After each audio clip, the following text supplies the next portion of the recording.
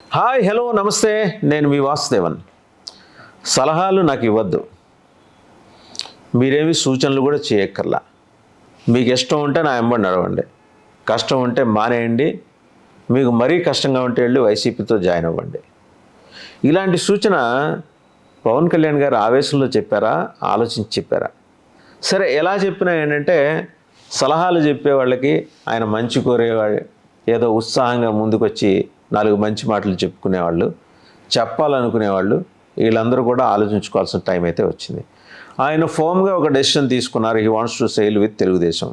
మరి ఏం మాయ చేశారో చంద్రబాబు గారు మనకి తెలియదు, కానీ ఒక నిర్ణయం తీసుకున్నాడు. చంద్రబాబు ఒక అమేయమైన శక్తి.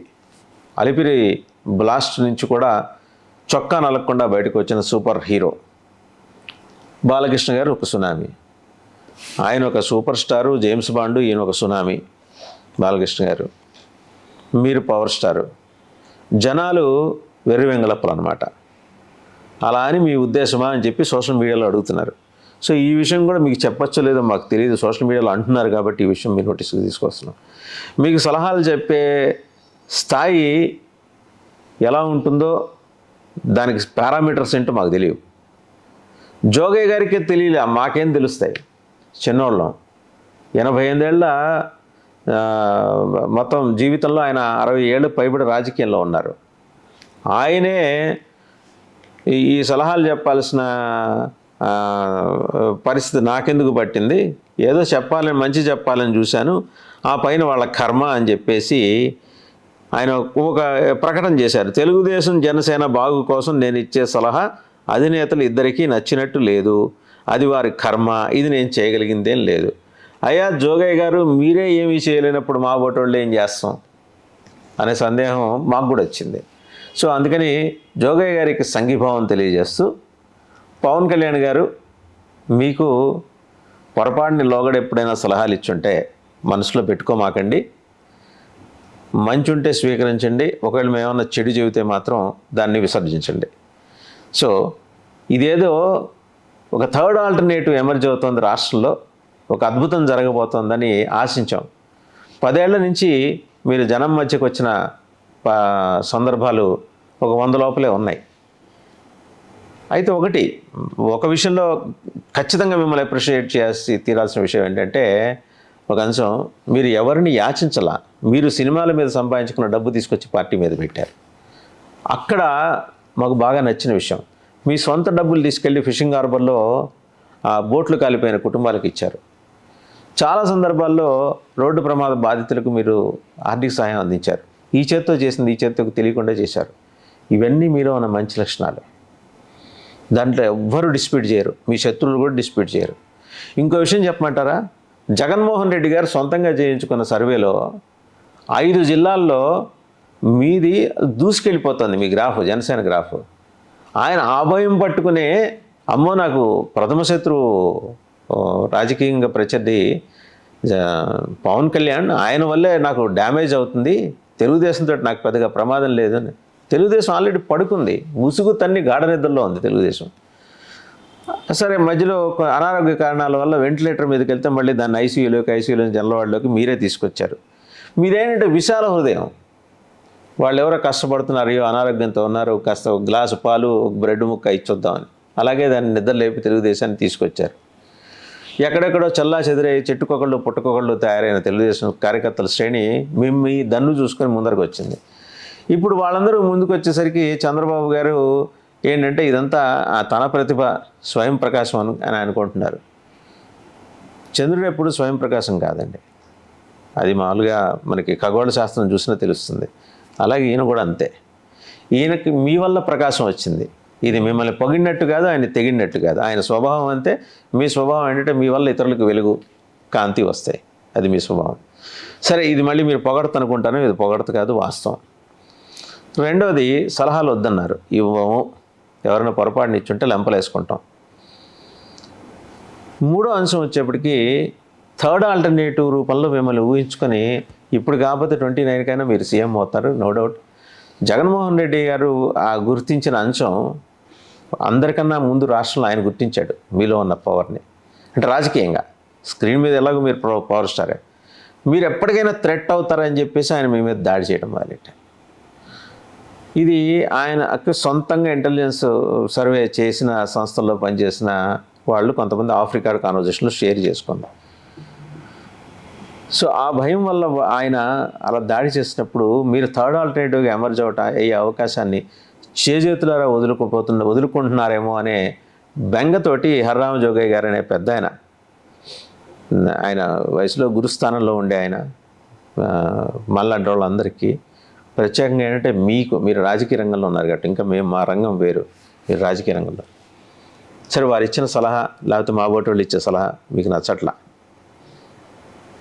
మనం డెమోక్రసీలో ఉన్నాం, మీకు నచ్చి తీరాల్సిన అవసరం కూడా లేదు. మళ్ళీ చెప్తున్నా, అంత మాత్రం మీ మీద మా గౌరవం ఏం తగ్గదు. మళ్ళీ అది కూడా చెప్తున్నా, మీరంటే ఉండే అభిమానంలో వీసమెత్తు కూడా వెనక్కి తగ్గేది లేదు. కాకపోతే ఏంటంటే ఒక తృతీయ ప్రత్యామ్నాయం పురిట్లోనే ఇలాగా మాయమైపోతుంది, అదృశ్యమైపోతుంది, అలా కళ్ళ ముందు ఆవిరైపోతుంది అనే ఒక వేదన ఉంది చూసారా, అది మాత్రం మమ్మల్ని వెంటాడుతూనే ఉంటుంది. మిమ్మల్ని వెంటాడినా వెంటాడకపోయినా సరే. మీరు మాట అన్నారు, 10 ఏళ్లలో పోల్ మేనేజ్మెంట్కి సంబంధించిన వ్యవస్థలు మేము నిర్మించుకోలేకపోయామని. తప్పు మీదా మాదా? మీకు అద్భుతమైన యంత్రాంగం ఉండి తీరాలి ఇప్పటికి, ఎందుకంటే మీకు సైన్యం ఉంది. సైన్యాన్ని సమీకృతం చేసే ఒక పెద్ద ఫోర్స్ మీ దగ్గర ఉంది. పిఎస్సి చైర్మన్ నాదెండ్ల మనోహర్ రూపంలో. నిజంగా ఆయనకున్న దక్షత, ఆయనకున్న నెట్వర్క్, ఇవన్నీ కనుక మీరు చూస్తే, ఆయన పాపం ఏ మాట కామాట చాలా చోట్ల బూతుల నిర్మాణం దగ్గరుండి చేయించారు. అలాగే మీకు వివిధ హోదాల్లో పనిచేసే మీ నాయక శ్రేణి ఉంది, మిమ్మల్ని నమ్ముకున్న వాళ్ళు. మీరు ఇంకో మాట ఏదో అన్నారండి మీరు మాట్లాడుతూ, నా ఇంటి వచ్చేవాళ్ళు రండి, నన్ను నమ్మి జస్ట్ మిమ్మల్ని నమ్మి రావటమే కాదు, మీతో పాటు ఒక ప్రత్యామ్నాయ నాయకత్వం డెవలప్ కావాలని చెప్పేసి ప్రజాస్వామ్యవాదులందరూ ఆకాంక్షించారు. అయితే రెడ్డి లేకపోతే కమ్మ కాదు, థర్డ్ సోషల్ సెగ్మెంట్ ఒకటి ఎమర్జీ కావాలి. అది కాపుల 25% ఉన్నారు. వాళ్ళు మిగిలిన 88%, మొత్తంగా ఉన్న 88% అప్రెస్డ్ సెక్షన్స్కి ప్రతినిధిగా మీరు ఎమర్జ్ అయ్యి వస్తున్న తరుణం అది. మీరు ఎందుకు సంభవం మీరు వెనక్కి తగ్గారు? మీ రీజన్స్ మీకున్నాయి, దాని జోలికి కూడా మేము పోదలుచుకోలేదండి. ఎందుకంటే మీకు మళ్ళీ కోపం వస్తుంది, మీరెవరు నాకు సలహాలు ఇవ్వటానికి. అయ్యా పవన్ కళ్యాణ్ గారు, మేము మీకు సలహాలు ఇవ్వటం కోసం రాలా.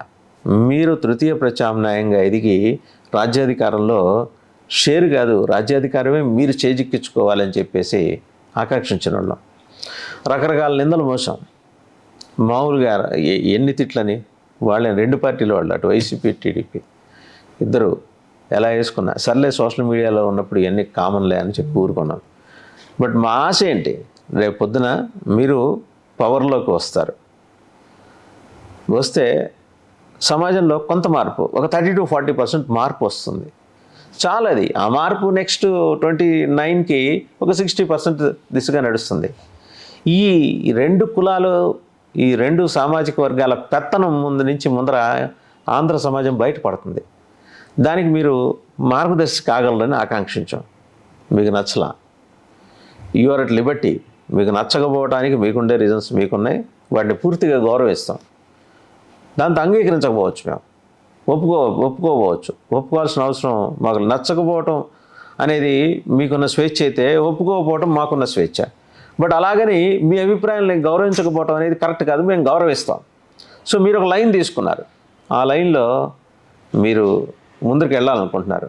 సరే, ఏ లైన్ ఎంచుకున్నారా ఏంటా అనే అంశం పక్కన పెడితే, మీరు తీసుకున్న లైన్ మీకు కరెక్ట్ అనిపిస్తే దాంట్లోనే వెళ్ళండి. సలహాలు సూచనలు మీకు ఎవరైనా ఇవ్వాలనుకుంటే వాళ్ళకి మీరు already given an indication, specific indication. బహుశా తెలుగుదేశం పార్టీ అధ్యక్షుడు చంద్రబాబు నాయుడు గారు ఏమన్నా చెప్పారేమో మీకు, ఆ వయసులో పెద్దాన్ని కాబట్టి అని చెప్పుండొచ్చు. పవన్ కళ్యాణ్ తమ్ముడు, మేము అగ్ని అయితే నువ్వు వాయువు అని చెప్పేసి నిన్న ఆయన బాగా సామ్రాణేశాడు మీకు. సరే, ఆయన రీజన్స్ ఆయనకున్నాయి పాపం, మళ్ళీ ఆయన ఎందుకులే కానీ ఈ ఎపిసోడ్లోకి లాగటం. సో ఏదైతేనే మీరు ఒక నిర్ణయం తీసుకున్నారు, go head with your decision అండి. ఇక నుంచి సలహాలు సూచనలు ఇచ్చే ప్రయత్నం మేము చేయం, బట్ మీ మంచిని ఆకాంక్షిస్తాం. మీరు కనీసం 29 కైనా సరే సీఎం కావాలి, 24లో మీరు కావటానికి ఉండే అన్ని మార్గాల్ని చంద్రబాబు గారు మూసేశారు కాబట్టి 29కైనా మీరు స్వతంత్రంగా సీఎం కావాలనే ఆకాంక్షను వ్యక్తం చేసే లక్షల మందిలో నేను కూడా ఒకండి. ఆల్ ది బెస్ట్ అండి పవన్ కళ్యాణ్ గారు.